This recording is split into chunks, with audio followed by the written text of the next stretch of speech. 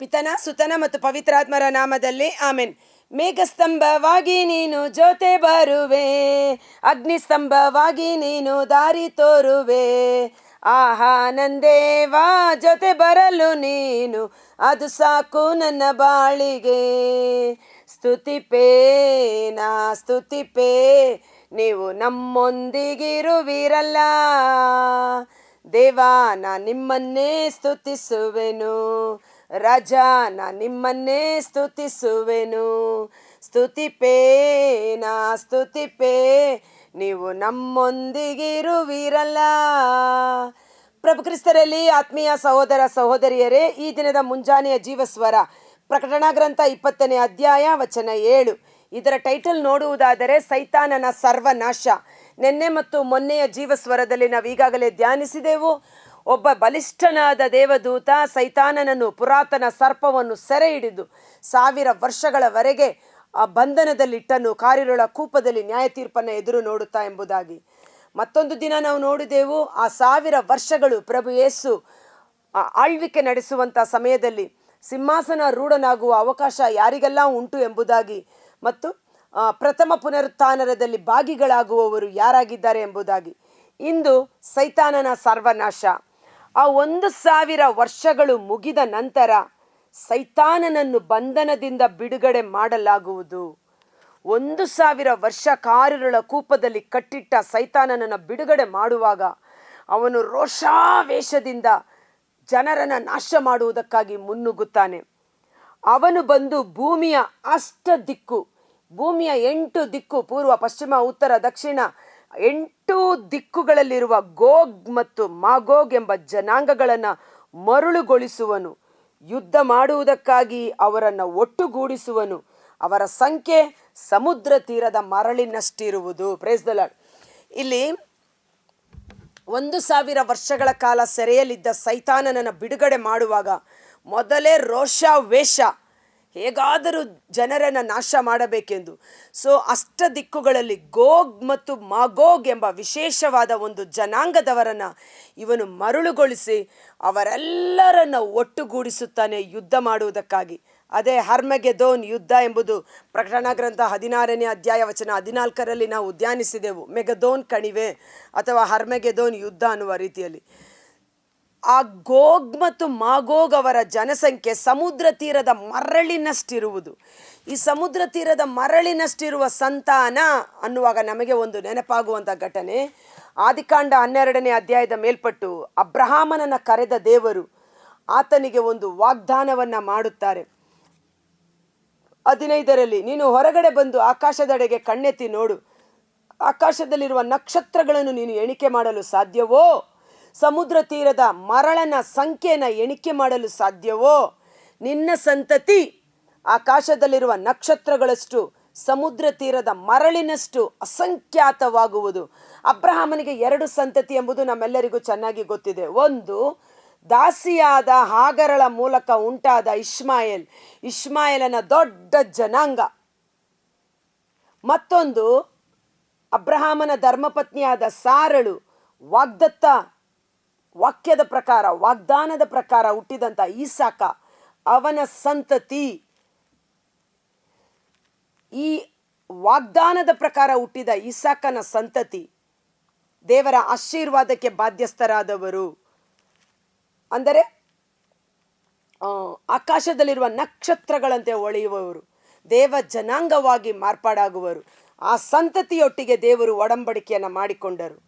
ಆದರೆ ದಾಸಿಯಾದ ಹಾಗರಳನ್ನು, ಅವನ ಮಗುವನ್ನು ಅಬ್ರಹಾಮನು ಓಡಿಸುವಂತೆ, ಅವರಿಂದ ದೂರವಾಗುವಂತೆ ದೂರ ಮಾಡಿಬಿಟ್ಟರು.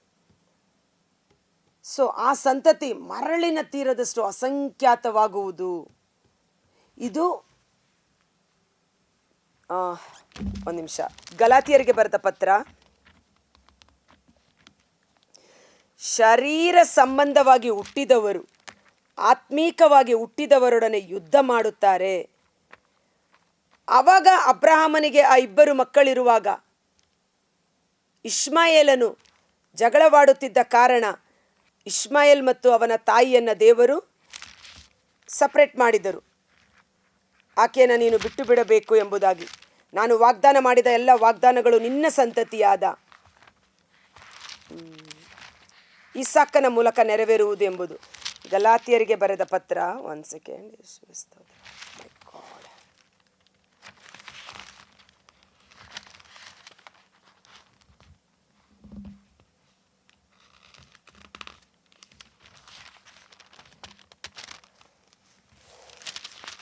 ನಾಲ್ಕನೇ ಅಧ್ಯಾಯ.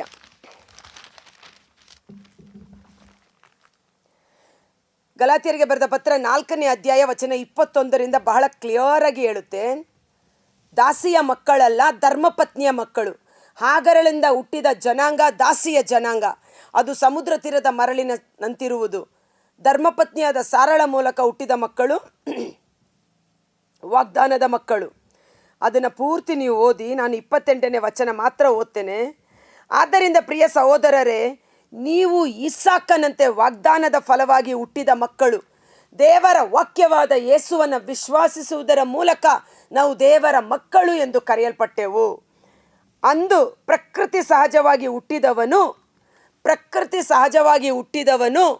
ದೇವರ ಆತ್ಮನಿಂದ ಹುಟ್ಟಿದವನನ್ನು ಹಿಂಸೆ ಪಡಿಸಿದಂತೆ ಇಂದೂ ನಡೆಯುತ್ತಿದೆ. ಪ್ರಕೃತಿ ಸಹಜವಾಗಿ ಹುಟ್ಟಿದವರು ಅಂದರೇನು? ವಾಕ್ಯವಾದ ಯೇಸುವನ್ನು ಸ್ವೀಕರಿಸದೇ ಹೋದವರು, ಶಾರೀರಿಕ ಇಚ್ಛೆಯಿಂದ ಹುಟ್ಟಿದವರು. ಮತ್ತೊಂದು ಕಡೆ ದೇವರಾತ್ಮನಿಂದ ಹುಟ್ಟಿದವರು, ಆತ್ಮದಿಂದಲೂ ಸತ್ಯದಿಂದಲೂ ನೀನು ಹೊಸದಾಗಿ ಹುಟ್ಟಿದವರು. ಯೋಹಾನ 3 ವಚನ 3ರಿಂದ 5 ನಾವು ನೋಡ್ತೀವಲ್ಲ, ನಾವು ಸ್ನಾನದೀಕ್ಷೆ ಸಂಸ್ಕಾರದ ಮೂಲಕ ಶರೀರ ಸಂಪರ್ಕದಿಂದ ಕತ್ತರಿಸಿಕೊಂಡು ಜೀವ ವೃಕ್ಷವಾದ ಯೇಸುವಿನಲ್ಲಿ ಹೊಸದಾಗಿ ಜನ್ಮ ತಳೆದಿದ್ದೇವೆ. ನಾವು ದಾಸಿಯ ಮಕ್ಕಳಲ್ಲ, ಧರ್ಮಪತ್ನಿಯ ಮಕ್ಕಳು. ನಾವು ಶಾರೀರಿಕ ಇಚ್ಛೆಯಿಂದ ಜನಿಸಿದವರಲ್ಲ, ವಾಗ್ದಾನದ ಮೂಲಕ, ವಾಕ್ಯದ ಮೂಲಕ ಜನಿಸಿದವರು. ಯೋಹಾನ 1, 10, 11, 12, 13 ಅವರ ಜನನ ಶಾರೀರಿಕ ಇಚ್ಛೆಯಿಂದಲ್ಲ, ಮಾನವ ಸಹಜ ಬಯಕೆಯಿಂದಲ್ಲ, ಅವರ ಜನನ ದೇವರಿಂದಲೇ ಆದುದು. ಪವಿತ್ರ ಗ್ರಂಥದಲ್ಲಿ ಹೇಳುವುದಾದರೂ ಏನು? ದಾಸಿಯನ್ನು ಅವರ ಮಗನನ್ನು ಹೊರಕ್ಕೆ ದೂಡು, ದಾಸಿಯ ಮಗನು ಧರ್ಮಪತ್ನಿಯ ಮಗನೊಂದಿಗೆ ಪಾಲುಗಾರನಾಗಕೂಡದು ಎಂದಲ್ಲವೇ? ಸೊ ಈ ಸಮುದ್ರ ತೀರದ ಮರಳಿನಂತೆ ಇರುವ ಆ ಗೋಗ್ ಮತ್ತು ಮಾಗೋಗ್ ಜನಾಂಗ, ಈ ಗೋಗ್ ಮತ್ತು ಮಾಗೋಗ್ ಜನಾಂಗದ ಕುರಿತು ಪ್ರವಾದಿ ಎಜೆಕಿಯೇಲನ ಗ್ರಂಥ 38ನೇ ಅಧ್ಯಾಯದಲ್ಲಿ ಕ್ಲಿಯರ್ ಆಗಿ ಬರೆಯಲ್ಪಟ್ಟಿದೆ. ಆ ಜನಾಂಗ ಎಂಥದ್ದು, ಆ ಜನಾಂಗದ ವಿರುದ್ಧ ದೇವರ ದಂಡನೆ, ನ್ಯಾಯ ತೀರ್ಪು ಹೇಗಿದೆ ಅನ್ನುವ ರೀತಿಯಲ್ಲಿ ಅದು ಹೇಳೋಕ್ಕೆ ಸಮಯ ಇಲ್ಲ. ನೀವು ಎಜೆಕಿಯೇಲನ ಗ್ರಂಥ 38ನೇ ಅಧ್ಯಾಯ ಓದಿದರೆ ಗೋಗ್ ಮತ್ತು ಮಾಗೋಗ್ ಜನರ ಒಂದು ಜೀವನ ಕ್ರಮ ನಮಗೆ ಗೊತ್ತಾಗುತ್ತದೆ. ಸೊ ಈ ಸಮುದ್ರ ತೀರದಂತೆ ಇರುವ ಜನ ಎಲ್ಲ ಒಟ್ಟಾಗಿ ಸೇರ್ತಾರೆ. ಯೇಸುವನ್ನು ರಕ್ಷಕನಾಗಿ ಸ್ವೀಕರಿಸದೇ ಇರುವವರು, ಶಾರೀರಿಕ ಸಂಪರ್ಕದಿಂದ ಹುಟ್ಟಿದವರು, ಹೊಸದಾಗಿ ಜನ್ಮ ಪಡೆಯದೇ ಇರುವವರು, ಅವರು ಒಟ್ಟುಗೂಡಿ ಯುದ್ಧ ಮಾಡಲು ಸಿದ್ಧರಾಗುತ್ತಾರೆ. ಅವರು ದೇಶದಲ್ಲೆಲ್ಲ ಹರಡಿಕೊಂಡು ದೇವಜನರ ಪಾಳೆಯಕ್ಕೂ ದೇವರ ಪ್ರಿಯ ಪಟ್ಟಣಕ್ಕೂ ಮುತ್ತಿಗೆ ಹಾಕಿದರು. ಆಗ ಸ್ವರ್ಗದಿಂದ ಬೆಂಕಿ ಇಳಿದು ಬಂದು ಅವರನ್ನು ದಹಿಸಿ ಬಿಟ್ಟಿತು. ಆಮೆನ್. ಅವರು ದೇಶದಲ್ಲೆಲ್ಲ ದೇವ ಜನರನ್ನು ಹಿಂಸಿಸುವರು, ದೇವರ ಪಟ್ಟಣವನ್ನು ಮುತ್ತಿಗೆ ಹಾಕಿ ಹಾಳು ಮಾಡುವರು, ದೇವರ ಆಲಯವನ್ನು ಕೆಡವಿ ಹಾಕುವರು, ದೇವ ಜನರನ್ನು ನೋಯಿಸಿ ಹಿಂಸಿಸಿ ಚಿತ್ರಹಿಂಸೆ ಮಾಡುವರು. ಅಂಥ ಚಿತ್ರಹಿಂಸೆಯ ಕಾಲದಲ್ಲಿ ಸ್ವರ್ಗದಿಂದ ಬೆಂಕಿ ಇಳಿದು ಬಂದು ಅವರನ್ನು ನಾಶ ಮಾಡುವುದು.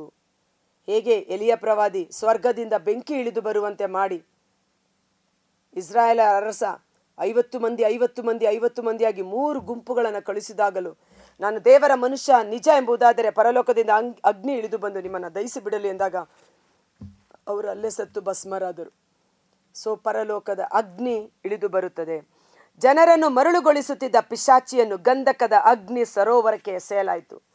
2ನೆಯ ಮರಣ ಅಗ್ನಿ ಸರೋವರ, ಬೆಂಕಿಯ ಸರೋವರ, ದಗದಗನೆ ಉರಿಯುವ ಬೆಂಕಿ. ಅಲ್ಲಿ ಉರಿಯುವ ಬೆಂಕಿ ಆರಿ ಹೋಗುವುದಿಲ್ಲ, ಅವರನ್ನು ಕಡಿಯುವ ಹುಳುಗಳು ಸಾಯುವುದಿಲ್ಲ. ಅಲ್ಲಿ ಹಲ್ಲಾಟ, ಹಲ್ಲು ಕಡಿತ, ಗೋಳಾಟ, ಚೀರಾಟ, ಕೂಗಾಟ, ಯಾತನೆ ಇರುವುದು. ಆ ಮೃಗವನ್ನು, ಕಪಟ ಪ್ರವಾದಿಯನ್ನು ಮೊದಲೇ ಅದಕ್ಕೆ ಎಸೆಯಲಾಗಿತ್ತು. ಇವರೆಲ್ಲರೂ ಯುಗ ಯುಗಾಂತರಗಳವರೆಗೆ ಹಗಲಿರುಳೆನ್ನದೆ ಅಲ್ಲಿಯ ಬೇನೆ ಬೇಗುದಿಗಳಿಂದ ನರಳಾಡುವರು. ಅದು ಸೈತಾನನ ಸರ್ವನಾಶ. ಕರ್ತರಾದ ಯೇಸುವೆ, ಈ ಮುಂಜಾನೆ ಜೀವಸ್ವರವನ್ನು ಆಲಿಸುತ್ತಿರುವ ಪ್ರತಿಯೊಬ್ಬ ಸಹೋದರ ಸಹೋದರಿ ನಿಮ್ಮ ಕರಗಳಿಗೆ ಸಮರ್ಪಿಸುತ್ತೇನೆ. ನಾವು ಅನುಭವಿಸುತ್ತಿರುವ ಕಷ್ಟ ಸಂಕಟಗಳು ತಾತ್ಕಾಲಿಕ, ಲೋಕ ನಕ್ಕು ನಲಿದಾಡುವುದು, ಆದರೆ ನೀವು ಗೋಳಾಡುವಿರಿ, ನೀವು ಅತ್ತು ಪ್ರಲಾಪಿಸುವಿರಿ, ಆದರೆ ನಿಮ್ಮ ದುಃಖ ಸಂತೋಷವಾಗಿ ಮಾರ್ಪಡುವುದು.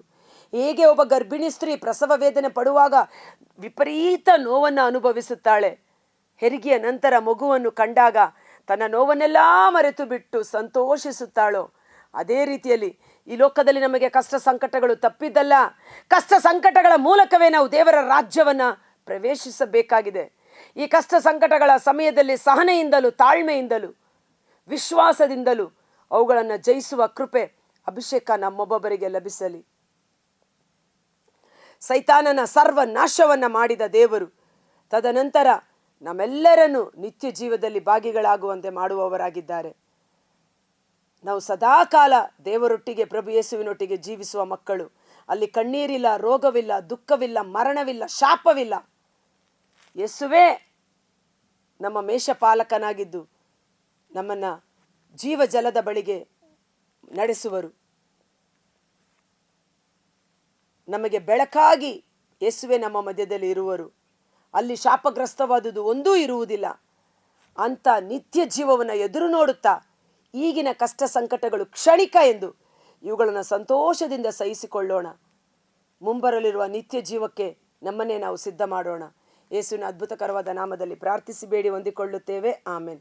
God bless you. ಈ ವಿಡಿಯೋ ಲಿಂಕನ್ನು ಪರರಿಗೂ ಶೇರ್ ಮಾಡಿ ಆಶೀರ್ವಾದವನ್ನು ಹೊಂದಿಕೊಳ್ಳಿ. Thank you.